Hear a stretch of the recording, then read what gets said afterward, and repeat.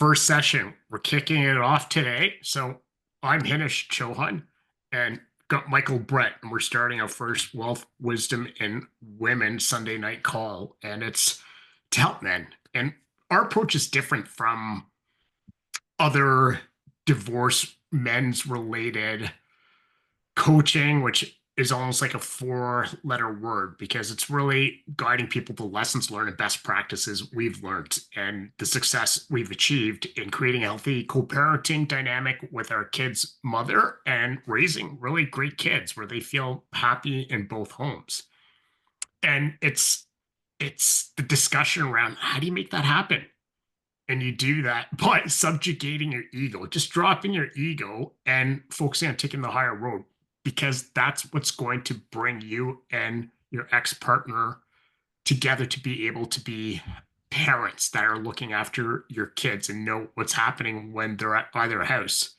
And then that helps avoid every single other challenge that breaks men, because the custody issue, the money related going to court, and the only people that win at the end of the day when you go to court are the lawyers. They have no incentive to end things. They want to drag that out as long as possible.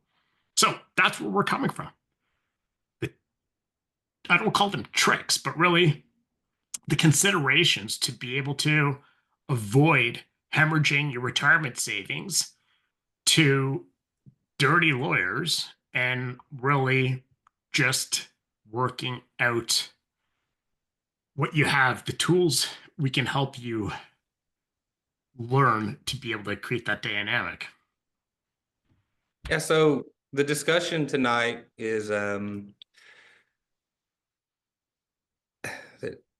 primary discussion tonight is co-parenting without the court system. Just removing that from the dynamic of trying to raise your kids effectively. Hanesh and I both have children, and we've both been co-parenting successfully for a long time without ever any involvement from the court system. So we're going to talk about, because we hear nightmare horror stories from men about how their life have been destroyed, how their paychecks are destroyed, how there's so many reasons why you want to keep the courts out of your life, how to go about doing it, and what it takes to continue to co-parent effectively without that huge barrier. Me personally, so I have a 12-year-old son. He is unbelievably amazing, and I know everyone says that about their children, but this kid really does blow my mind all the time at where he is. I say all the time he's 10 or 15 years ahead of me. He's been in football, wrestling, boxing, kickboxing, jiu-jitsu. He's the most, he knows everybody in town. It's been really a blessing, but I know that, that didn't come easy, getting him there. And there's a lot of work, and it's the same kind of stuff that I use to keep us going to the court system, is why he's been able to develop into the young man that he is. Hanesh, let everyone know the children that you've got. That I know about. Ha ha ha. That's awesome. I don't think I've ever heard you share that about your son and just how accomplished he is. That's really amazing. Uh, yeah, really cool. And me, I've got two kids. I've got a 15-year-old daughter and a 17-year-old son who I just adore, freaking adore. I love those two humans, and they're incredible humans. And my daughter is, it's even I think people may have warned me about the amount of sarcasm I use and how that's going to backfire me. And she's taken that and up leveled her abilities with sarcasm and has been wrapped around her finger in terms of getting what she wants, not in a manipulative way or as a spoiled daughter, because that dad daughter dynamic's really special. She's just really savvy really, really savvy. And it's cool to see how she grew up and developed those skills. And um, my son's 17 and just goes to university next year. A couple of weeks ago, hit what I call, or what I just realized. I remember having a chat with him after we came back from Cuba for a March break trip and sitting with him, and there was something happening within our family, and had some questions for the kids, and the way he expressed things, what needs to be done, and why was the missing piece where everything in my mind clicked and said, "Holy shit, this kid just graduated from my parenting program. All the things I wanted to instill in my kids to be my frameworks, that they're resourceful, resilient, empathetic, critical thinkers." And we went out the week after to celebrate that because I wanted to have a special night to just recognize him and let him know that everything that I'd hoped he would develop, I see it all in him. So yeah, just really great kids and equally happy at both homes, and well, I don't say well adjusted. They're just, because their mom and I really focused on their well-being from the beginning, even when she was house hunting and excuse me, I ended up keeping the house. She bought a new house, and the way we did it was to um, show the kids and have their buy-in, show them the rooms, and bit by bit allow them to be part of the process so that they didn't feel like it was something they're being thrown into. It's just a small, one of those small things where all these different factors and decisions and how you do it. Oh, you're going back to the initial breakup. Yeah. How old were the kids at that point? Oh man, it was heartbreaking. Just picturing those moments. They were 4 and 5. Okay. Yeah, it sucks. Five and six. 5 and 6, maybe. Sorry. Yeah, 5 and 6. So mine was two, but so I was just about to ask you, you know, most people who are going to tune into this, they're going through it. They're going through what you went through 10 years ago, what I went through 10 years ago. Um, so I'm going to try to go back in my mind, kind of how you start things off. It sets the tone for how it's going to be. So, what do you think you did that set the tone that kept the courts out? First and foremost, how were you able to, amongst all that chaos, come to an agreement where the court system was not going to be a part of the situation? It was having an open dialogue. With their mom and I from the beginning, as we went down the, hey, it's done. We're splitting up. We need a separation agreement, and starting to talk through what this would look like for the kids. So it was, don't we're not going to introduce anyone to the kids unless we've been dating them for more than 6 months. It was, we're going to have mid-week dinner. So we did a week on and a week off schedule where the kids went back and forth, and we consulted a child psychologist as well. And for that age, being away from either parent's a really long time. A week's a long time, so we'd have midweek dinners, and we would communicate. Collectively, all of you. Yeah, all of us together. See that I do that too. I'm able to do that too, and I think that is unique. I think it's incredibly important. I want to I'll talk about that, but I I think it takes a great deal of leadership from the man's part in order to create an environment to be able to do that. I know I do that. We do that once a month with my son, his mom, and his sister. We sit down together, so he just gets to see. You know, one of my big fears is I don't want him to grow up and not know how to treat a woman correctly. So he gets to see me um, treat his mother the way I want him to treat all women, right? Once a month. But that I think that in itself, I think a lot of guys are like, what? So Yeah, and just to be in that space and be polite, be respectful, because it's really important. Where I don't talk shit about their mom behind her back or even to her, because I don't have control over it. Right? We're not together. It's what she does is what she does. It's about having boundaries. That's a separate conversation.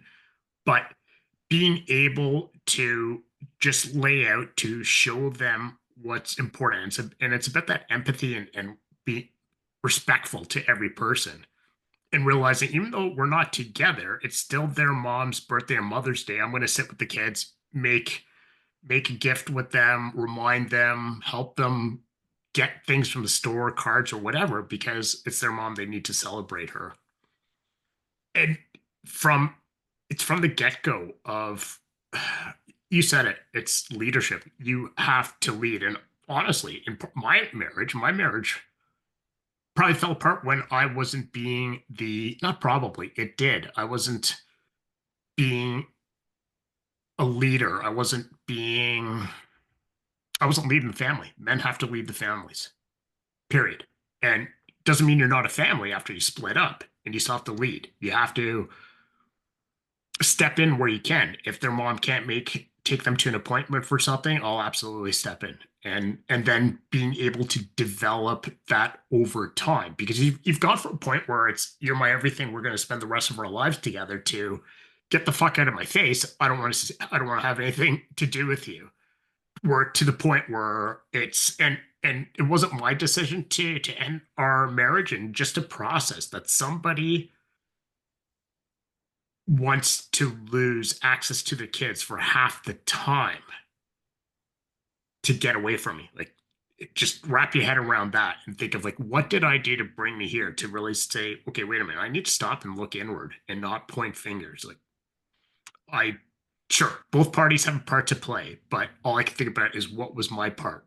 And then from there, what can I do to have integrity and manage this dynamic as best I can, because all that matters is that my kids have the greatest outcome. I think people may not take having children as seriously as they should. It's a major responsibility. Like, my brother committed suicide. I know the trauma that was handed down generationally. My grandmother, my mom's mother, committed suicide as well in front of her. Like, the what I grew up in was not a warm and fuzzy, healthy environment, and worked really hard to break that and not pass that on to my kids. And then how do you maintain that going forward? Because there's so many things that affect us from our childhood. No matter what, they'll have trauma of some sort, but how can we minimize that? And then how can both parents have eyes on the kids and understand what's going on at all times to create that long-term benefit? So, a lot of guys are going to hear this and go, "Yeah, but my ex is an evil bitch. She'll never let me do anything like that." Right? Hmm. Um, so my son's mom. So this is how I do it, and like I said, it takes leadership. It takes leadership to build that. It's almost like a culture. You have a culture in your relationship. So she has a daughter with another man. All right. So she's got two baby daddies to deal with. Um, As the does other, mine. As does okay, mine. Yeah. okay. The other guy and her have a terrible relationship. It's court systems. They can't communicate. They don't have phone calls. They don't, if you want to get a message, if they want to send a message across, it goes to a lawyer, and then like it is an absolute, and they hate each other. There's no way that they could sit down and have a meal together. Um and when I see it, and in the beginning when I was closer to it, it's it's a it's a lack of masculine leadership on his part. I can I've heard the phone calls, I've seen the messages. 10 years ago I talked to the guy and I'm just like, anyway. So so this That's is that's telling. If you've got especially she's got two baby daddies, one where she's got a good relationship with and it works, and the other it doesn't. It's She's sad. the same person, she's the same person, right? Yep. And she got a terrible relationship with one, and then she's got a, I'm going to say, a good enough relationship with me, and it's because of my efforts. I mean, I know what it is. I know it's I'm building an environment, a culture, a relationship where we can co-parent effectively, and my son has developed into an amazing person, and the split has never been an issue. It, they don't need, they need both parents, and we sit down all together. He sees us once a month, but how do you get? We can't control our exes. We can't Yeah. control, and I they don't, can. you know what? A lot of guys, something I hear quite a bit, which kind of drives me nuts because it's not me, it's her. She's a narcissist. The word narcissist gets thrown out so easily, and it's statistically the the the number of people out there that are actually narcissists is really slim, and it's not realizing that it's a reaction to your behavior. It's a reaction to where things have come and what brought you there, and noticing or taking the time to just pause and say, hey, there is good in her. And there was good between us, which is probably how that elder children came around. And understanding that it's leading, that it's dropping your ego, it's biting your tongue, it's taking the higher road, it's developing and creating trust again, because all relationships are built on trust What and respect. And if what you're one of those talking, deteriorated, you're not yeah, going to what you're get. talking about is one of the points that I highlighted. I want you to keep going, but learning to be masters of our ego, controlling our ego Yes. instead of our ego controlling us, where you can place blame, and placing blame is usually protecting yourself. That's why people place blame. But anything that you blame on someone else means you can't do anything about it. So what you were describing was one of the pillars in the document, where you got to start by being able to master your own ego before you can um, build that environment. Do you want to go ahead and continue on? Yeah, I Yeah. will. And it for anybody watching or listening to this, go to Michael Brett's website and go download that download. Great piece to just explain what we're talking about. And it's guys, people, when men, women, children, whoever, children, different story, but people who blame have a victim mentality, and you can't grow unless you take a look at how's this happening, right? It's either everything in life is a win or it's a lesson. And it's not whether it's somebody's fault. It's not their fault. It's not your fault. It's just this is what it is. And recognizing that there's a way to do something better the next time. And one of my favorite, it's funny that in in my early 20s, I realized this dynamic in the military, looking at different leaders. Some guys were just dicks, like horrible leaders that didn't care about guys and had the hugest egos. And I realized hubris, word that learned in Shakespeare. Like, okay, why am I reading Shakespeare in high school? Nothing's going to come of this. This is the dumbest thing ever. But that's something I got out of it. It was hubris, excessive pride. Just like Icarus flying too close to the sun and burnt his wings. That was hubris. And in every Shakespearean play, Act 3, Scene 5 is when the protagonist gets burnt because of his own ego. Excuse me. And that's all of us when we've gone, we're just not sensible and we're looking at we're acting out based on pride.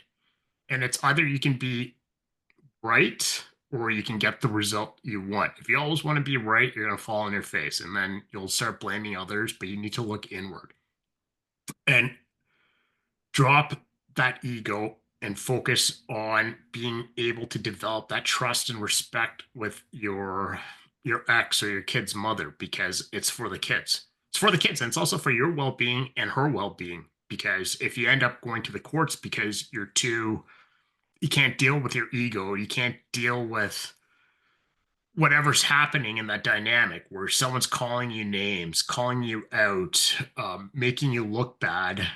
Sure, have boundaries. Anything that's not true, call the other person out on that, but don't do it with emotion. It's don't create more conflict. Tone it down, be more understanding, and really think about what your long term vision and mission is. And if guys could share examples about specifics, it'd be easier to get into like how this plays out in different scenarios, because I think that's what people can really grasp is when they see themselves in specific examples. So first and foremost, so we can't make her show up to a dinner. We can't make her be happy. We can't make her communicate.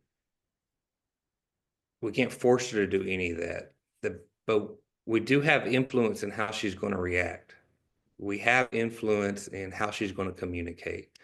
We have influence to control, to lead the conversation one way or the other, right?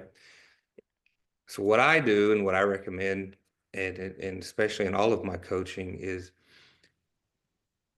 nearly everything that's negative that comes from a woman is from a place of insecurity. Fear is fear.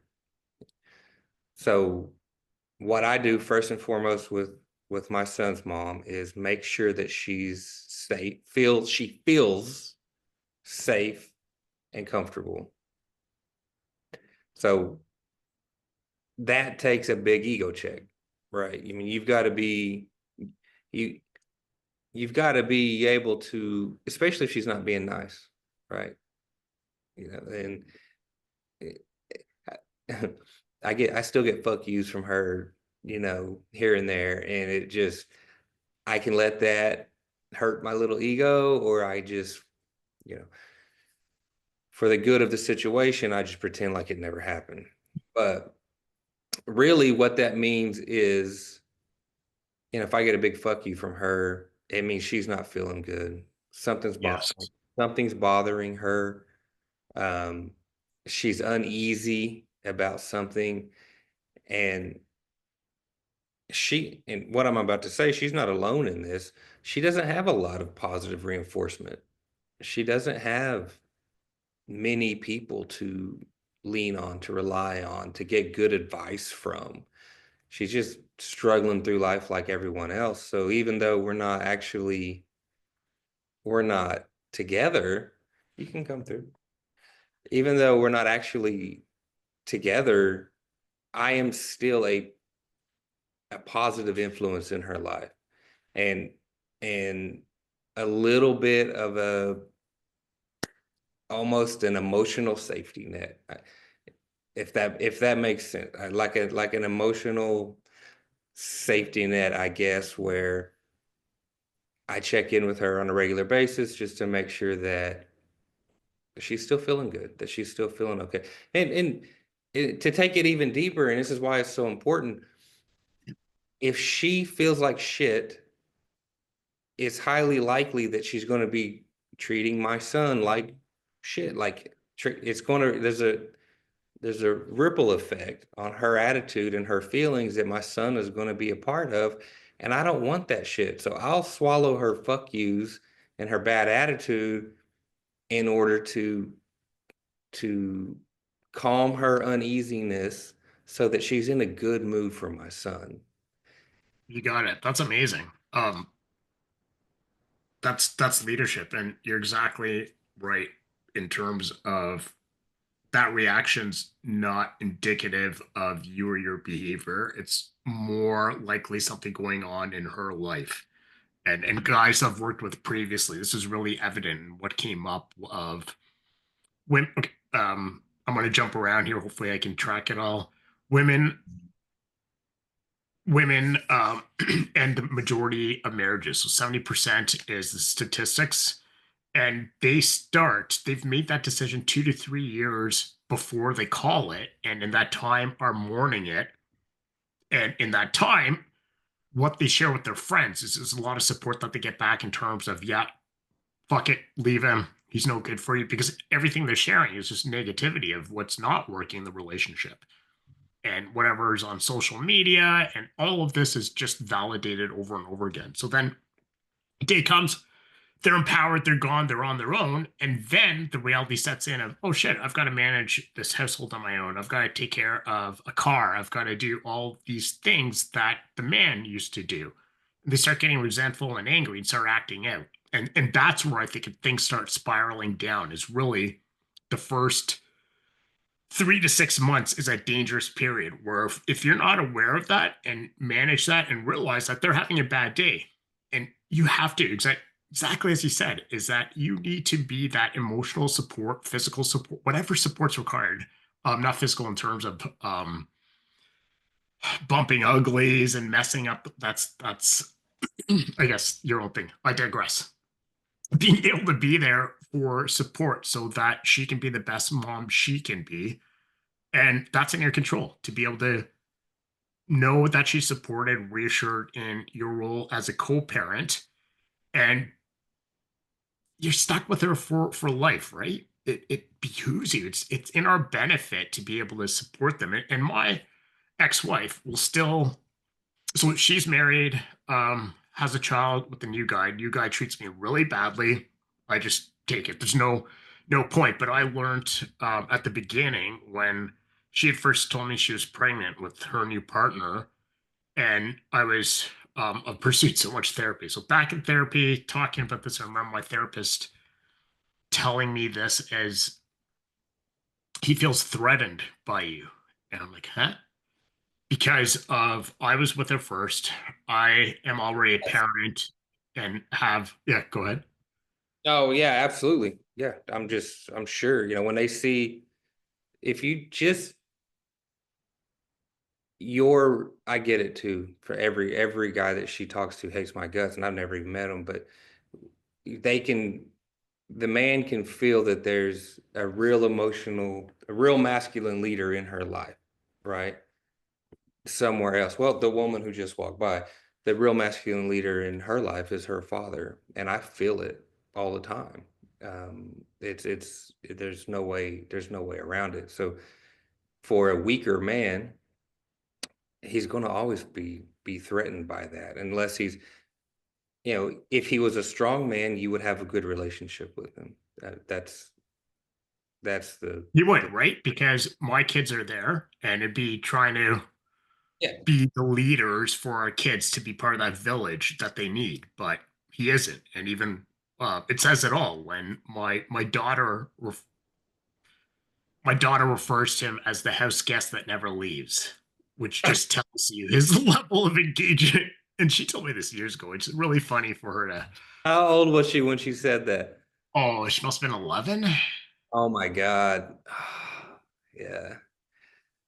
Um, so some people listening to this, I'm sure they're talking about money. They're okay. We're talking about support, support this, support that. So, what is the money situation? There's no way you get off scot free on the money deal. So, how does the money work with y'all?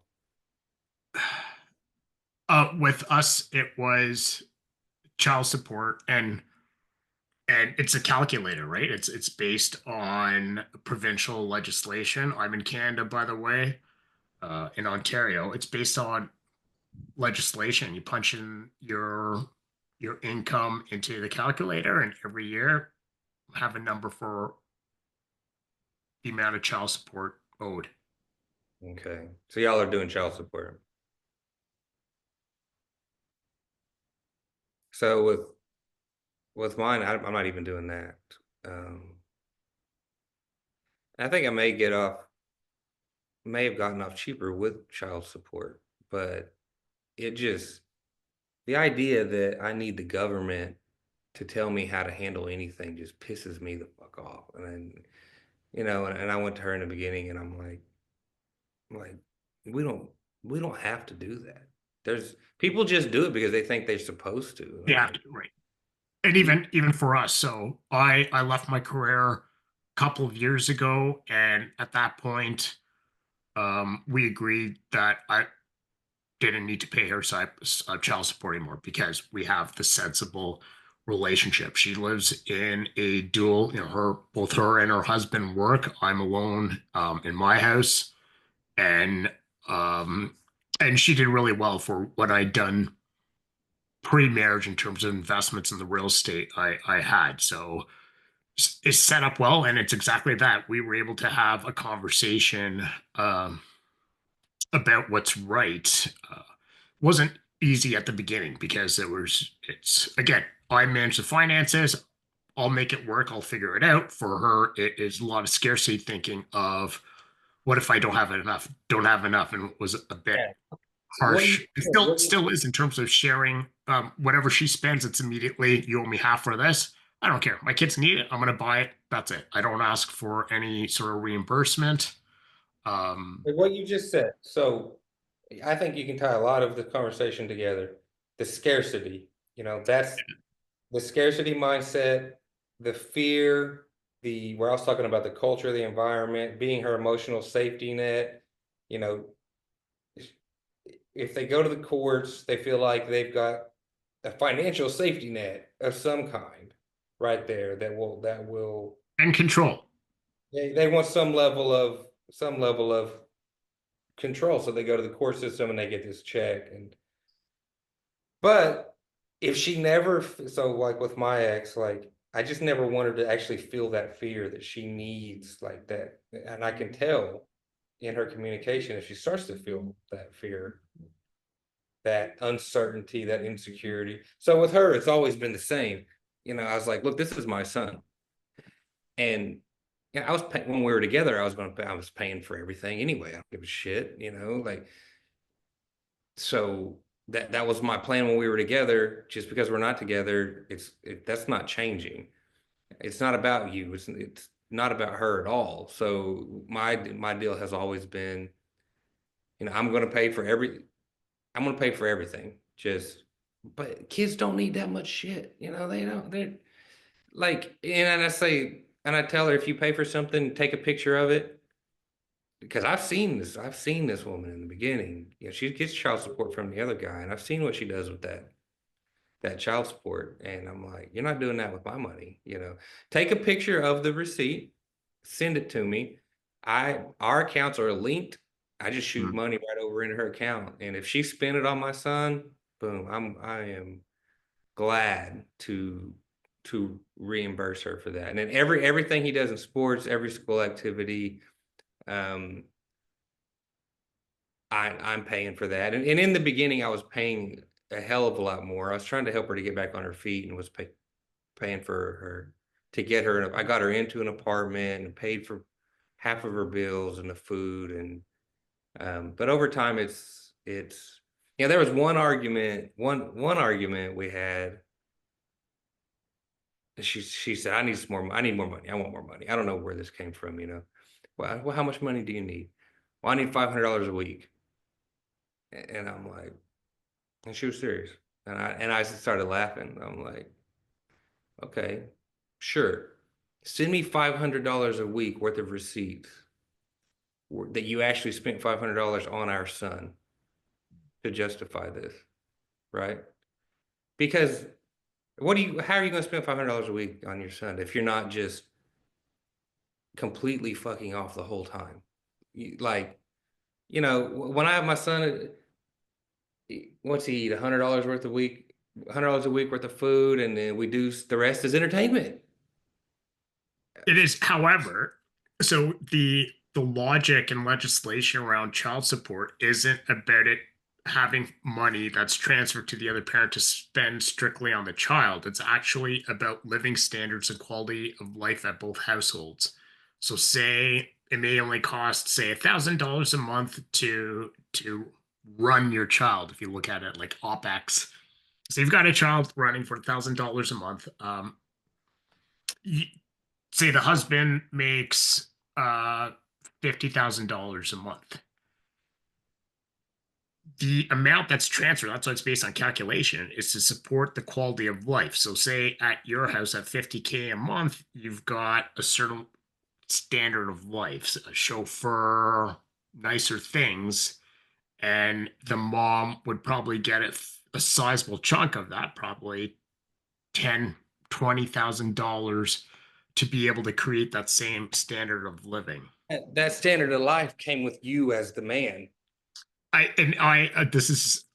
don't necessarily agree with it because what's happened in society is that's incentivized women to have multiple baby daddies who can then where she collects payments and isn't incentivized to work and instead just trap men in that way. But that's a much Yeah, different.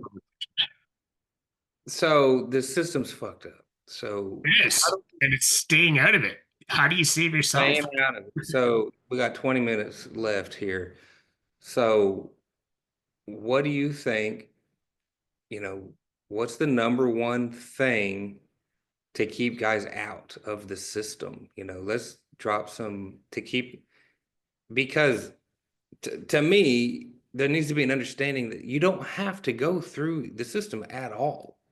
And most guys just do it. You just, well, that's the next step to this whole thing. And see, her and I were never married. So maybe when you get divorced, you draw it all up in the divorce. And then you just instantly are kind of thrown into the system. In But that to Canada, me, that doesn't matter. There's very few things that matter at that point. But if you cohabitate for a certain period, I think it's 6 months or 12 months, you have kids together. It's essentially you've shared assets. And married, formally married or not, it's marriage. yeah, yeah, yeah. We never had, it's always just been an agreement with her. So yeah, I think if you can I continue to be her friend to some level, continue to do what's best for, your son or your child is never not going to need their mother ever. You do not want to take the mother away. It'll fuck your kid up, first of all, to remove the mother from their life. yes. So it's first and foremost, it's not about you, Mr. Man. It's about the kid. And the child needs the mother until he grows. So if you come at it from that angle and you go, all right, the child needs the mother, the child needs a happy mother, right? So just coming from that angle says a different kind of tone, right? Like, what is the Yeah. best way to do this? I saw it as I spoke with a lot of there's I really good people around me and a couple things that were told to me and that I did. First thing, what two things that stuck out to me were one buddy told me focus on the long term, and another one told me run your own race because she was there's somebody at work. I was getting insides just getting wrecked thinking about some other guy being with her and my friend Chris said, hey Hinish, run your own race in terms of setting things up. It's looking at it as business. Hold on. So that was logic. You skipped over a really big emotional thing. Um, Yeah.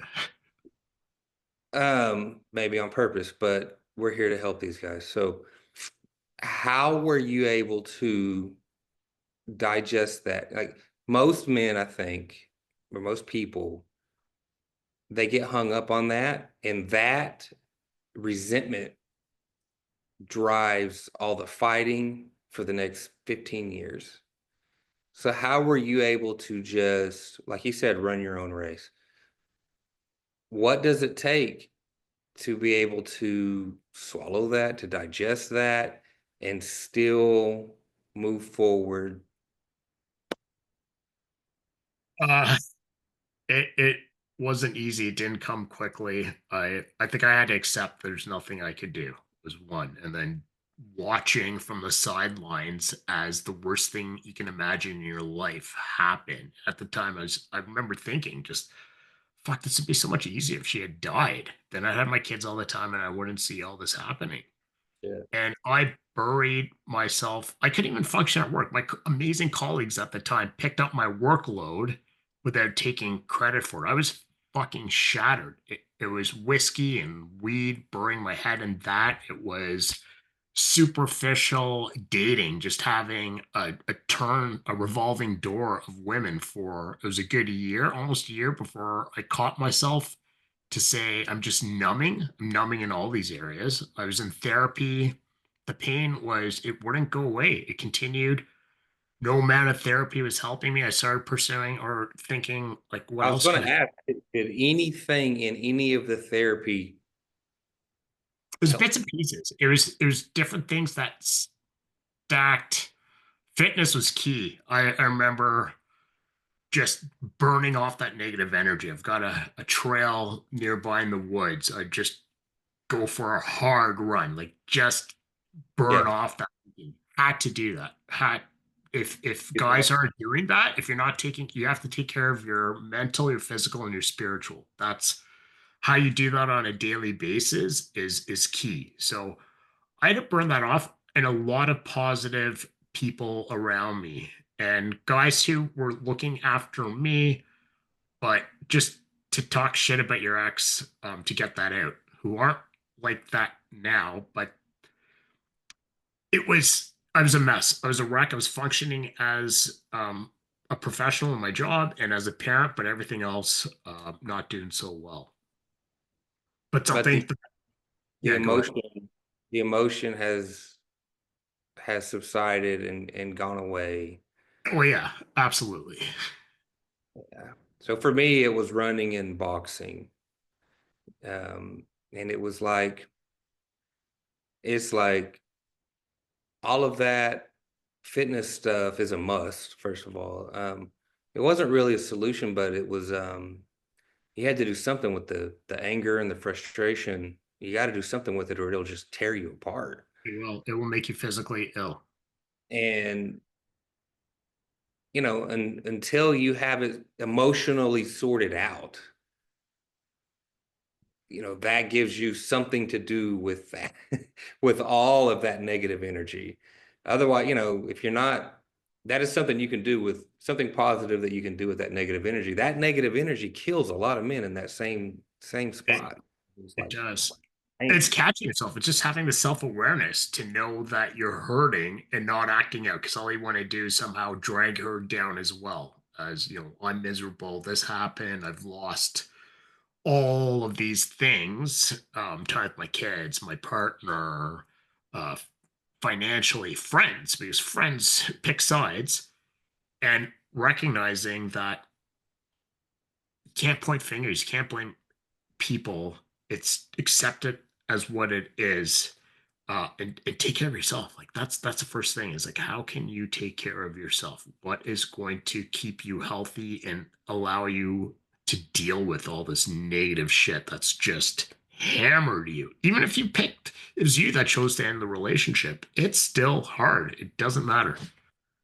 Yeah. So you spun out for about a year, kind of Uh, at least two. 2 years, but never too much negative energy. Always really just looking for, a lot of that. Even for me, I've been in times where it's like if I just knew what to do, I would do it. But I'm not going to do nothing. So that's when the boxing and running and all of the different. I'd go on long hunting trips and just, you're just trying to trying to sort yourself out. And Um, I remember trying to find stuff online, like where can I get help? Like other guys have gone through this, and I couldn't find a single thing that resonated that was healthy. It was all about picking up women and ego and bravado, and nothing about hey, deal with your own shit, yeah, which is why we created this, right? Is to that's exactly why we created this. There's a lot of stuff out there where guys do a really good job dancing around it. They put on a hell of a show dancing around the shit.